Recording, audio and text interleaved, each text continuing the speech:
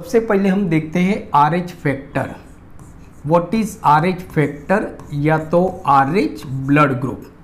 अब जैसे बच्चों आप जानते हो कि जो हमारा ब्लड ग्रुप होता है वो दो तरह का ब्लड ग्रुप होता है। एक जो ब्लड ग्रुप होता है वो होता है हमारा ABO ब्लड ग्रुप और दूसरा जो ब्लड ग्रुप होता है वो होता है हमारा RH फैक्टर मीन्स के RH ब्लड ग्रुप।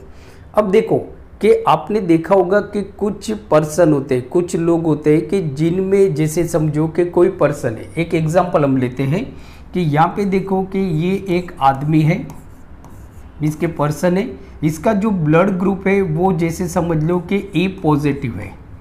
अब ये जो पर्सन है, ये दूसरा पर्सन है, इसका जो ब्लड ग्रुप है वो A नेगेटिव है।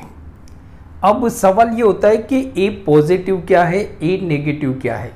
तो ये जो पॉजिटिव और जो नेगेटिव होता है वो RH फैक्टर के अकॉर्डिंग होता है। अब RH फैक्टर मतलब क्या होता है, तो जैसे एग्जांपल ले लो कि समझो कि कोई पर्सन है। अब जैसे इसका एग्जांपल हम लेते हैं कि ये एक हमारा पर्सन है, इसके जो RBC है, इस पर्सन का जो RBC है, RBC इसके RBC के सरफेस के ऊपर एक प्रोटीन पाया जाता है, जिस प्रोटीन को हम बोलते हैं रीसस एंटीजन, जिस प्रोटीन को हम बोलते हैं रीसस एंटीजन।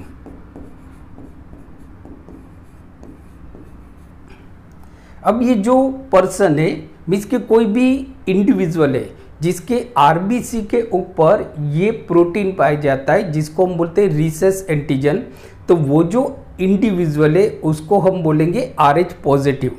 और जिस पर्सन के RBC की सरफेस के ऊपर ये प्रोटीन पाया नहीं जाता है मीन्स के रीसस एंटीजन नाम का कोई भी प्रोटीन नहीं होता है, तो उसको हम बोलते हैं RH नेगेटिव।